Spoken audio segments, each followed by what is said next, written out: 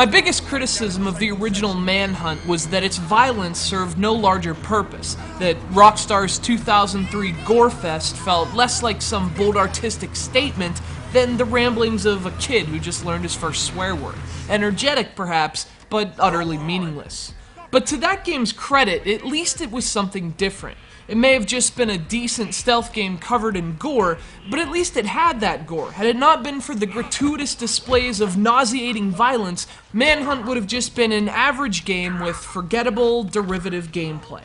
You lose that violence, and you're left with Manhunt 2, one of the most needless and wholly unconvincing sequels in recent memory.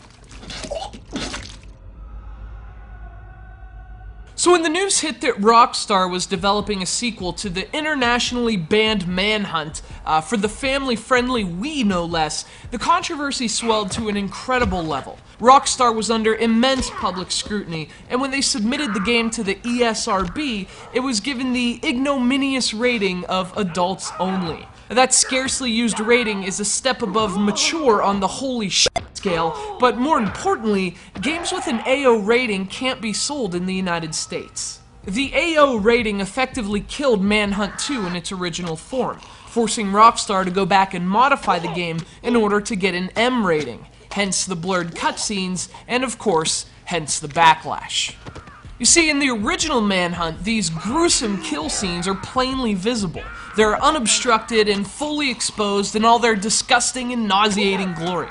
But with the cat out of the bag on the violence fueling the Manhunt brand, there was no way Rockstar would get away with it for their sequel. They were forced to blur out the images using an unstable, out-of-focus camera, as well as inverting the colors.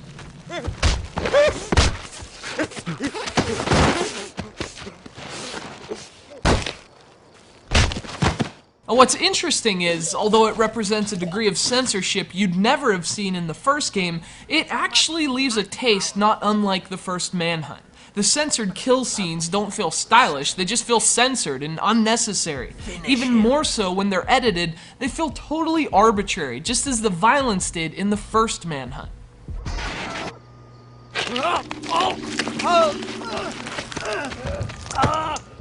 Functionally, Manhunt 2 is very similar to its predecessor. This is a third-person stealth game with an outrageously violent premise and theme.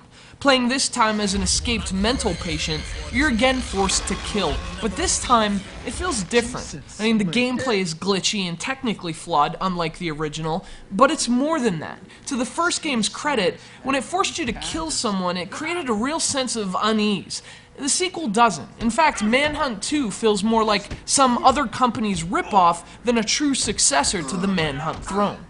I also find it interesting that fans of the first Manhunt were just outraged by the censorship in Manhunt 2, by Rockstar's blurring of the kill scenes. And ironically, that outrage proves the point I've long maintained in regard to this series. The only thing that stands out about Manhunt is the way it depicts its killings. Otherwise, it's an average stealth game at best, and the reaction to this censored sequel proves it.